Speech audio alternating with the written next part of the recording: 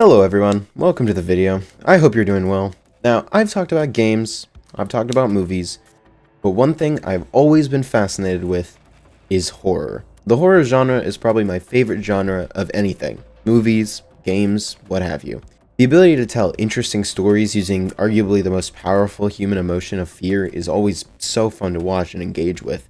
And one part of horror that I find really interesting is internet horror. It's a fairly talked about genre here on YouTube, and it's always been interesting to me.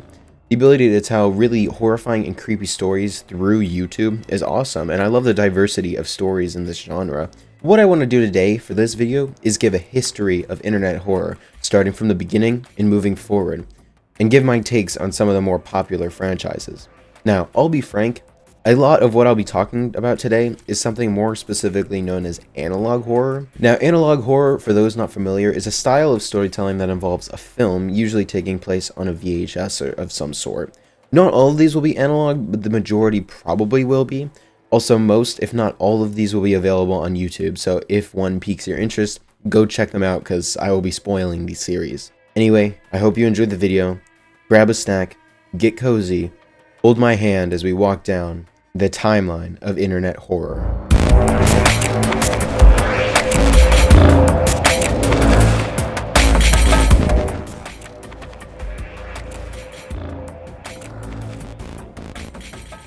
One of the earliest and most popular internet horror franchises is Marble Hornets. The story centers around a person watching their friend's old tapes about a movie they were filming, promptly titled Marble Hornets. The person watching talks to the audience directly through text.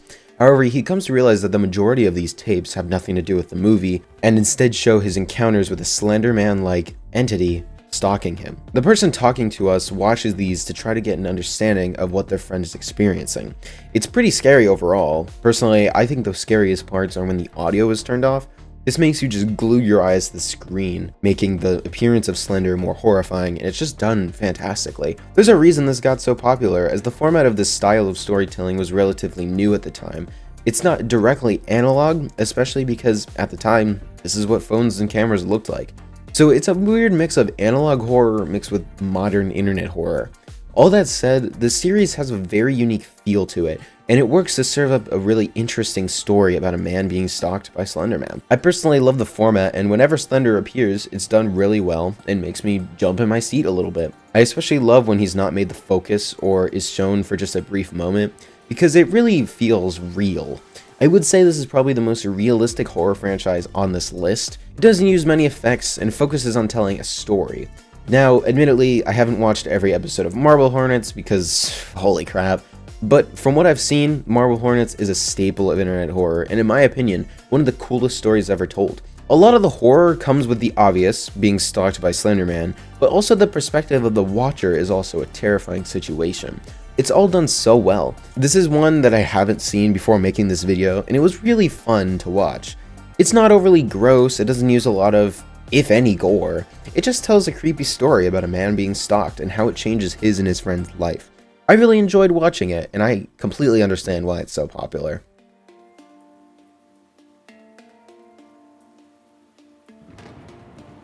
Wow, okay, well, Don't Hug Me I'm Scared is a really weird one to talk about.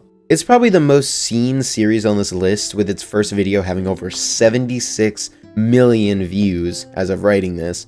It centers around some messed up kids television show with a red guy, a yellow guy, and a bird guy. They learn about the world through songs sung by weird puppets and creatures.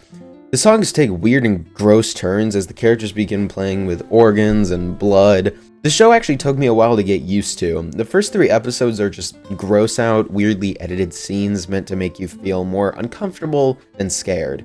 It's shot well, and the puppets and creatures are pretty cool to look at, but I actually didn't find it scary or really all that interesting, to be honest. But it's that second half that I actually loved. Episodes 4, 5, and 6 of Don't Hug Me I'm Scared are amazing. Some of the best storytelling I've ever seen. It gets really interesting as they start killing characters off in some really gruesome ways. Also, they tie the whole story together in a really cool and conceptually mind-boggling way at the end. The way the story essentially centers around a twisted father trying to ruin his son's life is devastating. The editing and direction of the show make for a really uncomfortable environment, and it really feels like a Lost Kids show with some really weird and gruesome twists. Overall, I loved Don't Hug Me, I'm Scared. It took me a while to appreciate it, but yeah, it's really good. A weird and creepy start with a gut punch of an ending. Don't Hug Me, I'm Scared has embedded itself on YouTube, and it's really easy to see why.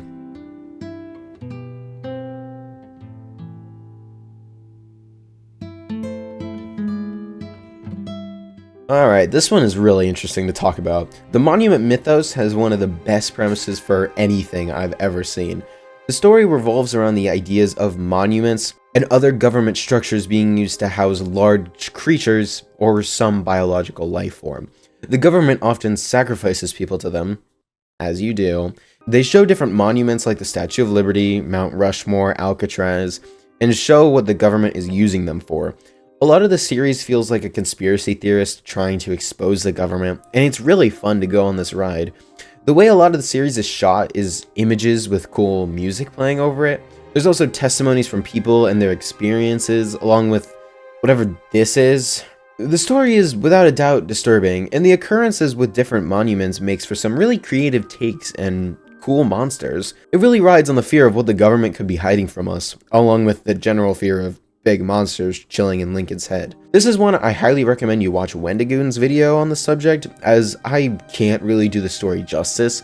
I really like what the Monument mythos does with its premise, and some of the lines of dialogue really stick with me. It's no doubt impressive and spooky.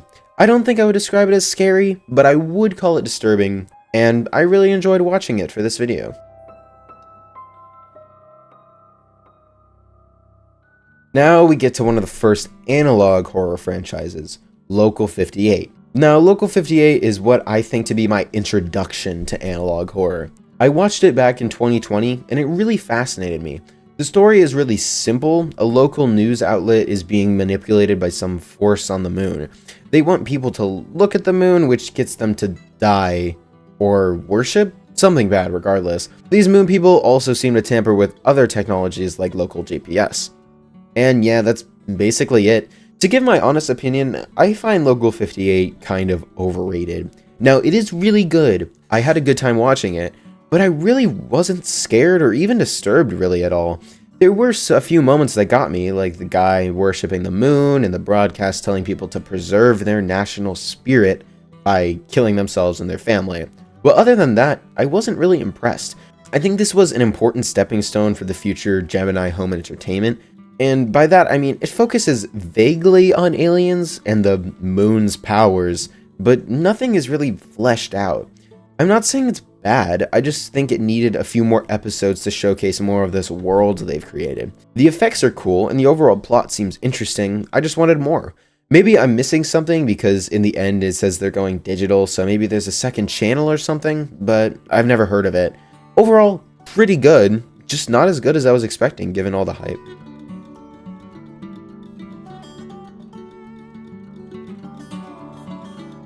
The concept behind the Minerva Alliance is amazing. It's basically a fake alliance that states that the government is hiding anomalies and other unexplained phenomena from the public, and they're there to expose them. Now, I felt really hooked while watching it. The format is so simple yet so realistic that there was a moment where I paused the video and asked out loud, wait, this isn't real, right? There are 3 styles of videos in the Minerva Alliance: the recovered footage, the statements, and the audio logs. The recovered footage focuses on old shows and programs that get interrupted by some unknown thing happening to the broadcast. These videos range from some cult-like ramblings, safety videos, children's programming, and a lot more. The statements are basically just the Minerva Alliance directly talking to you, giving their perspectives and goals for these future videos. The audio logs are probably my favorite part of the Minerva Alliance. It shows the audio recordings of a man named Tommy Parsons, who went missing along the Appalachian Trail. The audio log starts normal with him just hiking, but it slowly turns into a nightmare situation with Tommy being followed by some entity and an entire city just vanishing before he could reach it. There also seems to be some time travel involved because his watch doesn't progress in time and he finds an iPhone before iPhones existed. The tapes end with Tommy finding some building owned by the government and being attacked by some unknown creature. As a true crime guy, I love these videos and their format. But it would be awesome to see some video footage. I get most people don't have the resources to make videos, but like, he's just hiking, so I don't know. It would be cooler to see something along with the audio, like throw some stock footage up there. Nevertheless, I love these tapes. One thing I loved was the atmosphere. It starts normal, with people and birds chirping, but then noises from some unknown animal start popping up and nature goes quiet around him. Also, he slowly starts getting more and more scared, eventually running from whatever is pursuing him. While I do love the concept of the Minerva Alliance, honestly there isn't much of a story, which is fine for the most part, but by the end it feels like nothing really happened. It's good, I enjoyed it, but I really wish there was something more. It kind of ends abruptly, and honestly, I felt like the Alliance didn't really do anything. But regardless, I loved the Minerva Alliance, and it was really fun to watch. Maybe there's more in store in the future. Who knows? Okay, I'm a sucker for Gemini Home Entertainment, man. Gemini Home Entertainment is a series that has one of the most confusing stories of all these, but I'll do my best to summarize. The story starts by introducing us to a species of animal known as woodcrawlers, a bug or insect of some kind that can eventually take the form of people. These woodcrawlers seem to be deadly to humans as they attack anyone who enters the homes that they invade. The main setting of Gemini Home Entertainment is a campsite that supposedly made a deal with an alien race to sacrifice campers to them. Yeah, I know. It goes from insects to aliens. Give me a sec. A lot of the tapes we watch actually seem to be tampered with by this alien race, or the people siding with them. Some of the tapes warn from helping people in the woods because they could be these fake people trying to kill you. Around the middle of the series, we get introduced to these red vines that can take over houses and cause disease to the people who make contact with them. The story doesn't have any notable end though, as far as I know, and just focuses on the people trying to understand these aliens and the diseases around them. A few notable names are Remy Abode, who seems to be one of the people trying to catalog these strange occurrences, Jack Dean, who was a videographer and had some sort of encounter with these aliens, and Mary Dean, who also did something, but it's not made super clear.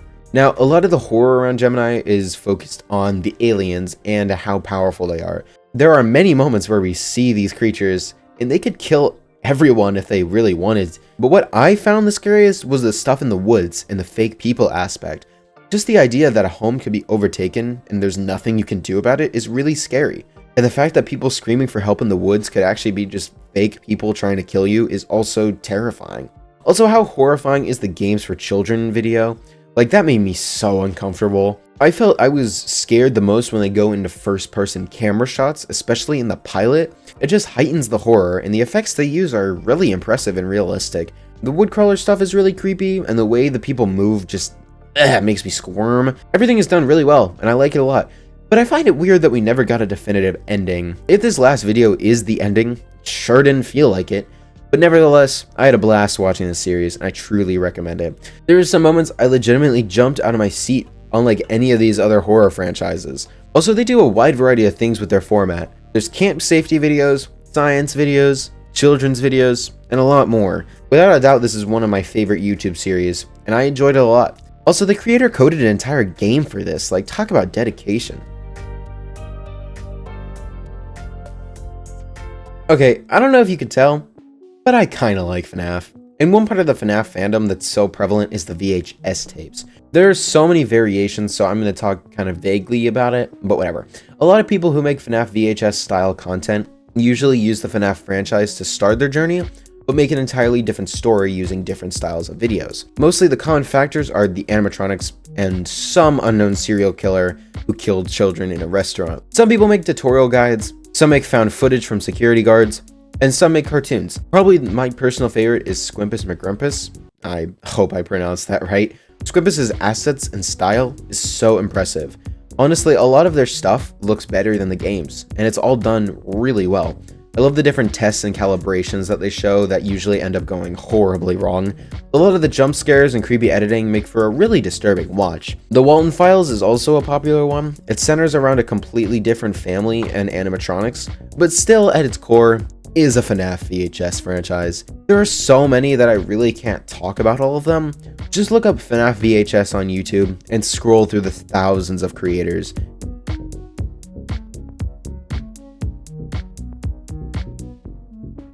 When you think of internet horror, you probably think of the Mandela Catalog. and there's a reason for that. It's really damn good. The story is simple originally, but as you watch more and more, the story gets deeper, darker, and more dreadful. The story starts by introducing us to a species of creature known as alternates. They look and sound like humans. Well, some of them do. The broadcast gives us rules on how we fight these alternates, and we learn that contact with them usually ends in death through something called metaphysical awareness disorder, which causes suicide in 97% of those who develop it. 97. The story follows a few characters and their encounters with these creatures. A few notable characters being that of Mark Heathcliff, Lieutenant Thatcher, Anna Murray, Jonah Marshall, and many others. The style of the Mandela catalog has changed throughout the years, originally being made and edited in iMovie, and then later probably something better, I don't know. Now, the old stuff was more focused on the analog style of storytelling and the broadcasts that took place in a world with these creatures. But towards the end, it gets slightly too official for me. It looks too slick, and a lot of it is shot like a movie rather than a catalog of events.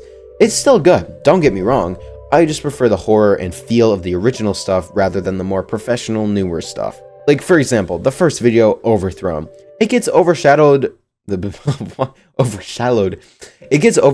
by the rest of the series, but holy cow is it phenomenal. It shows a cartoon of the biblical story of Jesus' birth, but towards the end it gets corrupted and seems to imply that these angels are actually alternates, and the title seems to imply that Jesus never won, and so everyone in this world is living in a demon-rolled hell. Now, I'm a Christian, so this video rocks me to my core, but also its editing and Alex Kister's use of the uncanny valley is done so well it could scare anybody. I really can't do this story justice, so I once again highly recommend you watch Wendigoo's video if you want a more deep dive. He does a great job as always.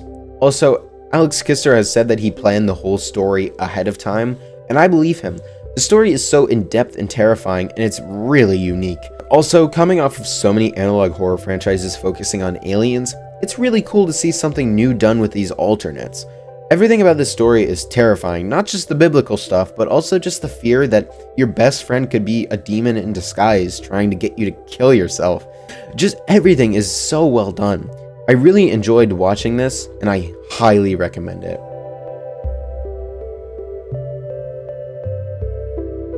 Possibly the most influential and talked about horror franchises from YouTube is The Backrooms, which the original found footage by Game Pixels has amassed over 54 million views as of writing this script. And to say this is an amazing series is an understatement. I actually think this is my favorite series on the list. It's unbelievably well made, edited, and the story is impeccable. I had seen the first video almost immediately after it came out, and I never really kept up with the story afterwards, but it's so much better than I could have ever expected. In case you haven't seen it, here's the story. A person is filming a movie where they no-clip or fall into the backrooms, a series of yellow hallways that are seemingly endless. This concept isn't made by Kane Pixels, it originated on Reddit, but Kane uses and adapts it to fit this story. The person filming wanders these halls and eventually runs into a monster, making some of the most unholy noises I've ever heard.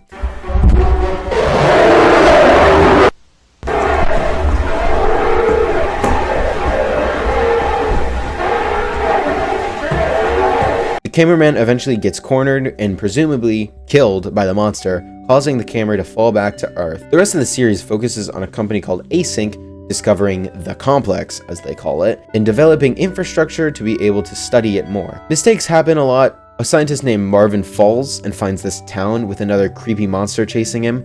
He's able to escape and show this tape to the people in charge. We get another found footage of a woman who falls in... woman? We get another found footage of a woman who falls into the back rooms and finds some weird geometric rooms until eventually she's cornered again, but this time the walls fall apart around her as the room gets destroyed.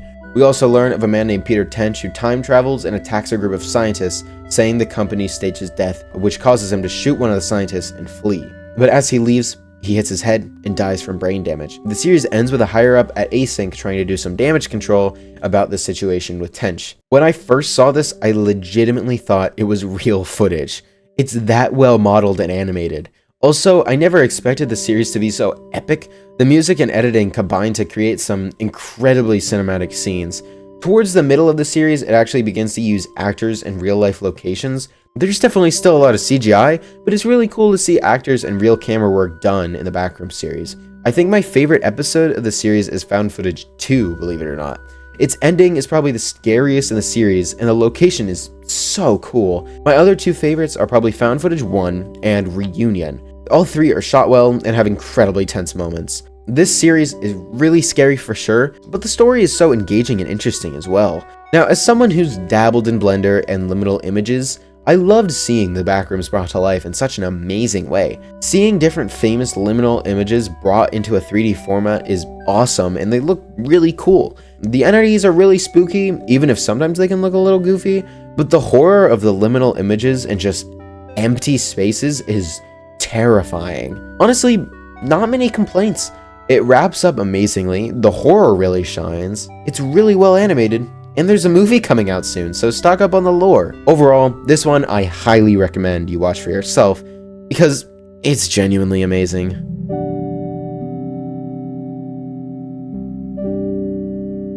Now, one I haven't seen before watching this video is Midwest Angelica, but I wish I had because holy cow is it great. It starts by introducing this life form in space called AZ-001 that's sending chunks down to Earth. It's revealed that these chunks look like this red abomination. Eventually it starts spreading to people and causing a bit of mayhem. The series ends by showing the military nuking these creatures and saying that they've been all taken care of.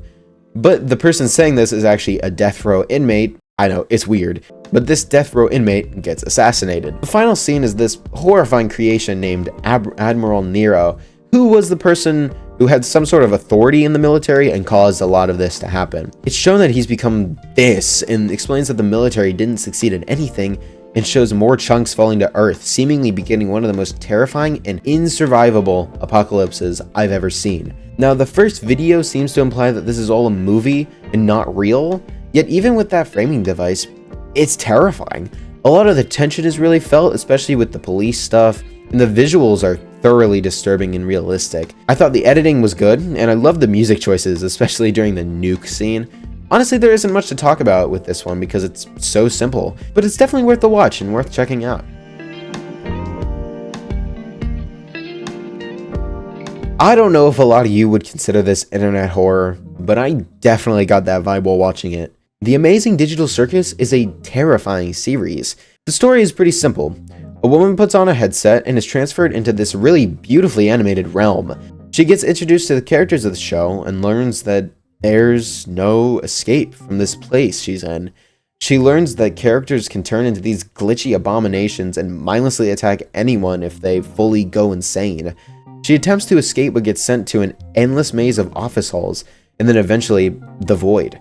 Why I added this to the list, even though it's technically more comedy than horror, is because the situation these characters are in is terrifying. The idea of being trapped in a digital world where if you lose your mind, which you will, you turn into this.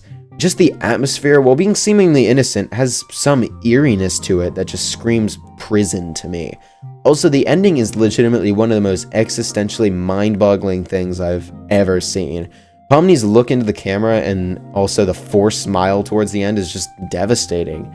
To give this some props, the animation is really crispy and impressive, especially the way everyone moves. It's just very aesthetically pleasing. Also, the voice casts all do a really good job and fit their characters really well. The story is set up to a place where it could literally go anywhere, and I would probably enjoy myself. As of writing this script, the pilot is the only episode available, and if this is anything to go off of, there's probably a really cool show here.